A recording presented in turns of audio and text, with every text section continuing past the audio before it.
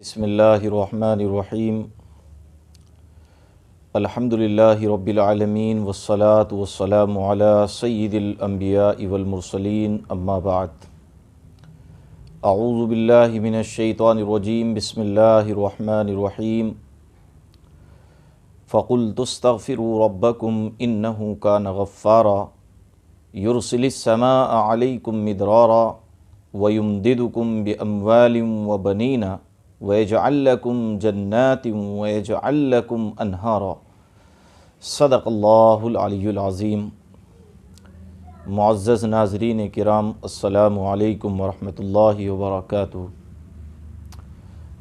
آج جو دنیا انسانیت کے اور خصوصاً مسلمانوں کے حالات ہیں وہ کسی سے ڈھکے چھپے نہیں ہیں۔ ان حالات میں ہمیں غور کرنا چاہیے اپنے افعال اور اپنے اعمال کے اوپر، اس لیے کہ ہمارے برے اعمال، ہمارے برے افعال ہی ان حالات کا سبب اور ذریعہ ہوتے ہیں۔ باری تعالیٰ فرماتے ہیں وَمَا أَصَابَكُم مِّن مُّصِيبَةٍ فَبِمَا كَسَبَتْ أَيْدِيكُمْ وَيَعْفُو عَن كَثِيرٍ کہ لوگوں کو جو پریشانیاں پہنچتی ہیں، مصیبتوں کا سامنا ان کو کرنا پڑتا ہے، وہ خود ان کے اعمال بد کا نتیجہ ہوتا ہے۔ اور بہت سے برے افعال تو ایسے ہیں جن کو باری تعالیٰ اپنی رحمت واسعہ سے معاف فرما دیتے ہیں، نظر انداز کر دیتے ہیں۔ قرآن کریم کی اس آیت پر اور باری تعالیٰ کی اس ارشاد پر غور کرنے سے معلوم ہوتا ہے کہ یہ جو اس وقت حالات کا ایک انبار مسلمانوں کے اوپر ہے، پریشانیوں کا دور دورہ ہے، مصیبتوں کا پہاڑ اس کے اوپر ٹوٹا ہوا ہے، یہ خود ان کے اعمال بد کا نتیجہ ہے۔ ہمیں اپنے ان برے اعمال کے اوپر توبہ اور استغفار کرنی چاہیے جن برے اعمال سے، جن برے افعال سے باری تعالیٰ ناراض ہوتے ہیں۔ ہمیں اس وقت اللہ تعالیٰ کے دربار میں ندامت کے آنسو بہانے چاہیے، کثرت کے ساتھ استغفار پڑھنا چاہیے۔ علماء اعظام نے استغفار کے بہت سے فوائد لکھے ہیں۔ ایک صاحب حضرت حسن بصری رحمۃ اللہ علیہ کی خدمت میں حاضر ہوئے اور عرض کیا کہ حضرت ہمارے یہاں قحط سالی ہے، یعنی بارش نہیں ہو رہی ہے۔ تو حضرت نے ان کو ایک وظیفہ تلقین فرمایا، اور وہ وظیفہ یہ تھا کہ بھئی تم کثرت کے ساتھ استغفار پڑھا کرو۔ ایک صاحب اور آئے، انہوں نے تنگ دستی کی شکایت کی، تو حضرت حسن بصری رحمۃ اللہ علیہ نے ان کو بھی اسی وظیفے کی تلقین کی کہ بھئی کثرت کے ساتھ استغفار پڑھا کرو۔ ایک تیسرے صاحب آئے، انہوں نے اپنے یہاں اولاد نہ ہونے کی شکایت کی کہ میرے یہاں کوئی اولاد نہیں ہے، میری تمنا ہے کہ میرے یہاں بھی اولاد ہو۔ تو حضرت نے ان کو بھی یہی وظیفہ تلقین فرمایا کہ بھئی کثرت کے ساتھ استغفار پڑھا کرو۔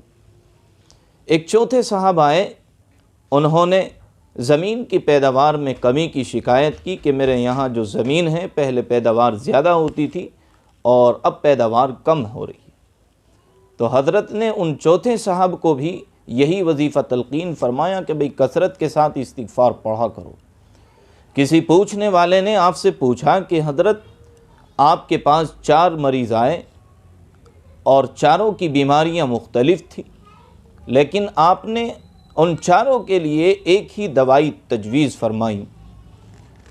تو حضرت حسن بصری رحمۃ اللہ علیہ نے باری تعالیٰ کا یہ ارشاد پڑھا فَقُلْتُ اسْتَغْفِرُوا رَبَّكُمْ إِنَّهُ كَانَ غَفَّارًا يُرْسِلِ السَّمَاءَ عَلَيْكُمْ مِدْرَارًا وَيُمْدِدُكُمْ بِأَمْوَالٍ وَبَنِينَ وَيَجْعَلْ لَكُمْ جَنَّاتٍ وَيَجْعَلْ لَكُمْ أَنْهَارًا کہ تم اپنے شفیق پروردگار سے توبہ اور استغفار کرو، جس کے نتیجے میں باری تعالیٰ تمہارے اوپر آسمانوں سے بارشیں بھی برسائیں گے، تمہارے مال و دولت میں، اولاد میں برکتیں بھی عطا فرمائیں گے، تمہارے لیے پیداوار میں بھی برکتیں آئیں گی، اور تمہارے لیے نہروں کو بھی جاری فرما دیا جائے گا۔ اس لیے کہ اللہ رب ذوالجلال توبہ اور استغفار کو بڑا پسند فرماتے ہیں۔ اللہ کے پیغمبر نے فرمایا ہے التائب من الذنب کمن لا ذنب لہ، کہ گناہوں سے توبہ کرنے والا ایسا ہے جیسے اس نے گناہ کیا ہی نہ ہو۔ اللہ تعالیٰ کو توبہ اور ندامت کے اس کے دربار میں آنسو بہانا اللہ کو بڑا مبارک ہے، پسند ہے، اور یہ محبوب ترین اعمال میں سے عمل ہے۔ میرے بھائی، جو یہ حالات ہیں ہم ان کو فراموش کیے جا رہے ہیں، ان حالات سے سبق نہیں لے رہے ہیں۔ ہمیں ان حالات سے سبق لینا چاہیے اور ان اعمال کو کرنا چاہیے جس سے شفیق پروردگار خوش ہوتا ہے، اور ان اعمال بد پر ہمیں ندامت اور شرمندگی کے آنسو بہانا چاہیے جو برے افعال، برے اعمال ہمارے ان حالات زار کا ہم شکار ہیں اور جن میں ہم مبتلا ہیں، ان سے ہمیں توبہ اور استغفار کرنی چاہیے، اور آئندہ کے لیے ہمیں جو ہے اچھے اعمال کی توفیق اپنے پروردگار سے مانگنی چاہیے، نیک اعمال کرنے چاہیے۔ ہمیں اپنے شفیق پروردگار سے گہار لگانی چاہیے کہ باری تعالی ہمیں برے اعمال سے بچنے کی طاقت اور ہمت عطا فرما دیجیے۔